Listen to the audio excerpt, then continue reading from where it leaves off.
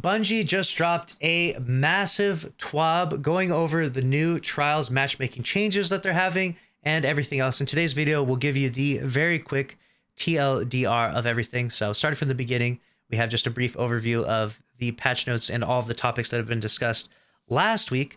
And then we have there the champions section where they do an interview with the team Hard in the Paint, the ones that got world's first in Root of Nightmares. If you want to watch that or read through all of that rather, you can click the link and go check it out. It's pretty cool. It's nice seeing interviews with the world's first champions because that's a really impressive accomplishment. I believe they're all hardcore speedrunners, so not surprised that they were able to get world's first, and definitely, you know, well-deserved because they've actually placed really well in the past.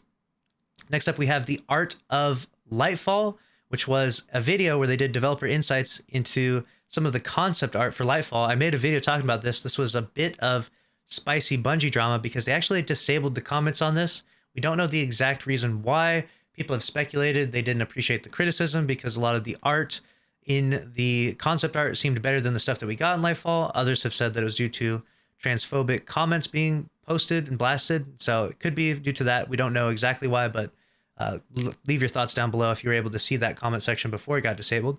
Next up, they have updates to commendations and guardian ranks. They have all these changes were brought down, so you don't have to commend teammates quite as much as in the past, so that way you can progress faster. So that's a nice adjustment there. And then we have good work assistance. If you haven't done the new exotic glaive mission, I highly recommend. It's a lot of fun. You get the new Vex Caliber exotic. It's super fun with, especially if you use like Void Titan, you'll get like Void Overshields for days. You don't have to use Void Titan, but it's really, really strong with that one. Overshields for days with that one. And then we have the Saint Awaits. We'll read through a bit of this. Fireteam matchmaking is enabled in Trials. As such, we've removed the freelance node. We've been analyzing 3v3 data in competitive division this season without freelance in place, and we're confident Fireteam matchmaking provides a solid experience. So there's no more freelance, and initially I know a lot of you will be like, that sounds terrible, Lucky. What do you mean?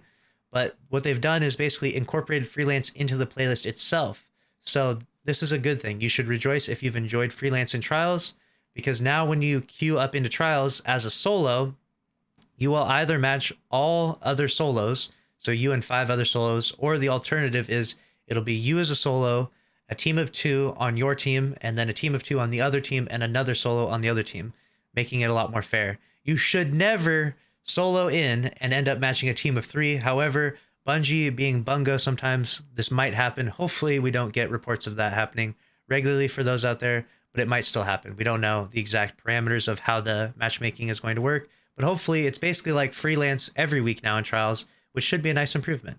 I do believe that this means Flawless Pool is still active, though. They have mentioned changing and removing that. I think that's going to happen later on in Lightfall, so keep that in mind if you are looking for the changes to the Flawless Pool and all of that. That's later on.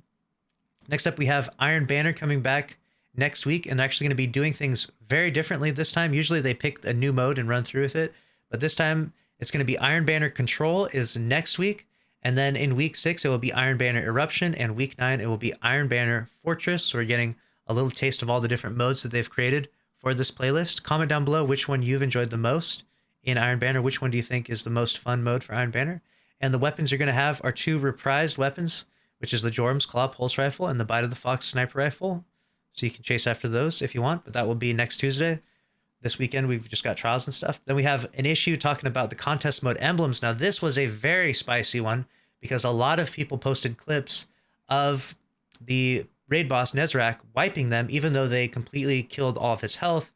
However, what they're saying is that he has a wipe mechanic, and if you don't do the damage before the initiation of the wipe mechanic, you'll watch the whole wipe mechanic from start to finish. It's like a 3-second long wipe mechanic, and then he'll wipe you. So it'll look like, hey, we did all the damage necessary, but he still wiped us. It'll look like a bug, but it's not. They're saying that this is how the wipe mechanic works, and there may be issues of disconnectivity or poor connections and stuff, which is definitely going to upset a lot of people out there, because I saw a clip of a guy who their team cleared it 4 times, and he wiped them every time. They just didn't do quite enough damage, I guess. That's according to Bungie's definition, so let me know if you're affected by that one. And then they go through articles about the Twitch drop emblems and just a list of known issues. Apparently some people are having some crazy issues, because literally some players are unable to unlock the EDZ. Like, what? Some players are unable to unlock the Throne World? That's pretty crazy. So that's pretty much it for the TWAB, though, this week. We've got the Artist of the Week, Movie of the Week. Nothing too crazy there. Let me know your thoughts about that. Will you be grinding some trials? That SMG is really, really good. They said it was a 900 in the TWAB. It's actually a 750, and the rolls and perks it can get on it are just amazing. This thing is going to absolutely own the Crucible for probably the entirety of this season, unless Bungie puts out a mid-season hotfix to adjust the range values of 750s, but this thing is going to be nuts, all right? It's going to be a game changer, so I would recommend trying to grind for that bad boy.